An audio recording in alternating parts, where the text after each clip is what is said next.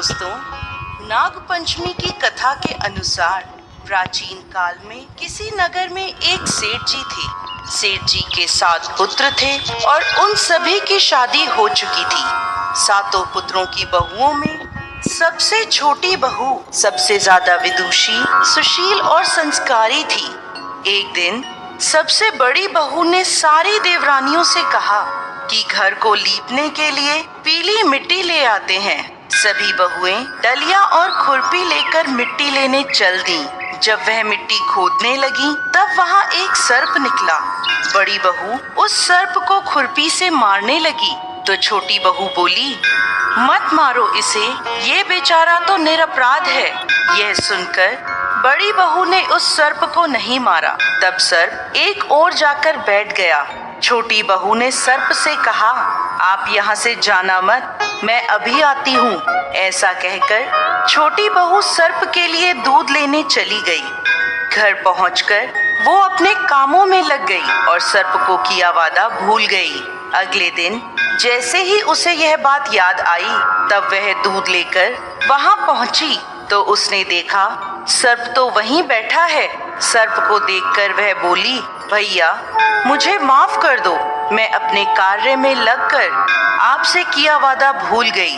तब सर्प बोला, मुझसे झूठ बोलने के लिए मैं अभी तुझे डस लेता, लेकिन तूने मुझे भैया कहा है, इसलिए मैं तुझे छोड़ रहा हूँ और आज से तू मेरी बहन हुई, तुझे जो चाहिए मांग ले। छोटी बहू बोली, भैया मेरा कोई नहीं है, मुझे एक भाई मिल गया, मुझे और कुछ नहीं चाहिए। बस जब भी मैं अपने भाई को पुकारूं तुम चले आना। कुछ दिनों बाद सावन के महीने में सेठ जी की सभी बहुएं अपने अपने पीहर जाने लगी और छोटी बहू से बोली, तेरा तो कोई पीहर नहीं है, तू कहाँ जाएगी? यह सुनकर छोटी बहू बहुत रोई। तभी उसके घर उसके दूर के रिश्ते का एक भाई आया और बोला, मैं इसे लेने आया हूँ, मैं इसका दूर के रिश्ते का भाई हूँ। सेठ जी बोले, छोटी बहू का तो कोई भाई नहीं है। उनको विश्वास दिलाने पर सेठ जी ने छोटी बहू को सर्प के साथ भेज दिया। रास्ते में उसने छोटी बहू को बताया, बहन मैं तुम्हारा भाई सर्प हूँ और तुम्हें अपने साथ अपने घर नागलोक ले जाने आया हूँ। तुम डरना मत, तुम मेरी पूंछ को पकड़ लो और डरना मत, मैं तुम्हें अपने साथ अपने घर ले जा रहा हूँ। छोटी बहू ने सर्प के कहे अनुसार किया। जैसे ही वह नागलोक पहुँचे, नागलोक के धन ऐश्वर्य को देखकर छोटी बहू चकित रह गई। सर्प उसे अपनी माता के पास ले गया और बोला, माता ये मेरी बहन है, इसने मेरी जान बचाई थी और यह यहाँ हमारे साथ रहने आई है। सर्प की माता ने छोटी बहू को गले लगा लिया। अब वह वहाँ खुशी खुशी रहने लगी। उस समय वहाँ शेषनाग के बहुत से छोटे छोटे बच्चे जन्मे हुए थे। वह रोज देखती कि माँ सभी के लिए दूध ठंडा करके घंटी बजाती। घंटी की आवाज सुन के सभी बच्चे वहाँ आकर दूध पी लेते थे। एक दिन वह माँ से बोली, माँ आज दूध मैं ठंडा कर देती हूँ। अभी दूध ठंडा भी नहीं हुआ था कि उसने जल्दबाजी में घंटी बजा दी। घंटी की आवाज सुनते ही छोटे छोटे सांप दूध पीने दौड़ पड़े। इतने में दूध में मुंह डालते ही कईयों के फन जल गए। तब सभी सर्प बोले, हम इसे डसेंगे, परंतु माँ के समझाने पर वह मान गए।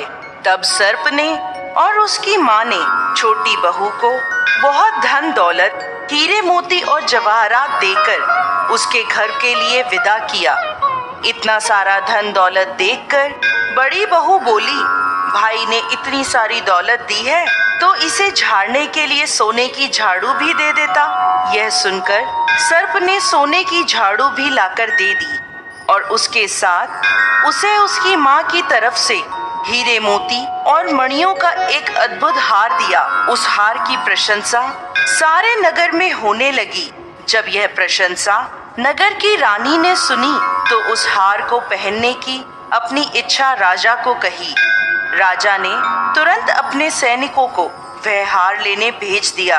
राजा के डर से सेठ जी ने छोटी बहू का हार लेकर सैनिकों को दे दिया।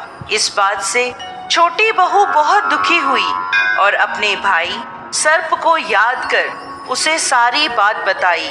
सर्प बोला, बहन तुम दुखी मत हो, राजा खुद तुम्हें वह हार लौटाने आएंगे। रानी ने जैसे ही वह हार पहना, वह हार सर्प बन गया और रानी ने डरकर वह हार फेंक दिया। यह देखकर राजा ने छोटी बहू को उपस्थित होने का आदेश दिया। सेठ जी स्वयं छोटी बहू को लेकर उपस्थित हुए। राजा ने छोटी बहू से पूछा, तूने क्या काला जादू किया है? छोटी बहू बोली, राजन मुझे क्षमा कीजिए, ये हार ही ऐसा है।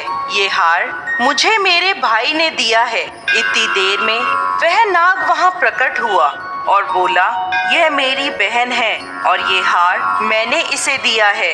यह देखकर सभी लोगों ने नाग देवता को प्रणाम किया और उसी दिन से नाग पंचमी का त्योहार मनाया जाने लगा। तो दोस्तों, कैसी लगी आपको आज की हमारी यह कहानी? हमें कमेंट बॉक्स में लिखकर जरूर भेजें और साथ ही साथ हमारे इस वीडियो को शेयर करें और हमारे चैनल को सब्सक्राइब जरूर